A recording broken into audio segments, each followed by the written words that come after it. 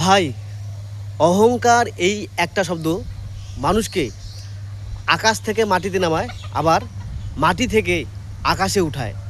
ধান গাছ দেখছেন ভাই, যখন ধান গাছে শীষ আসে না তখন ধান গাছ মাথা উঁচু করে দাঁড়িয়ে থাকে, আর যখন ধান গাছে শীষ আসে তখন গাছ মাথা নিচু করে।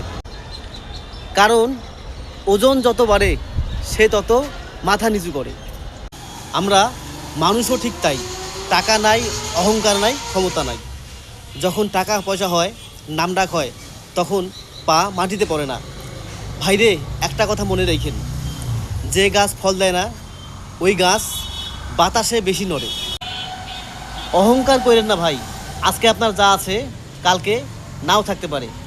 মাটির মানুষ মাটিতেই থাকেন, নিচু হন, বিনয়ী হন। আল্লাহ উঁচা মানুষকে নিচু করে এবং নিচু মানুষকে উঁচা করতে পারে।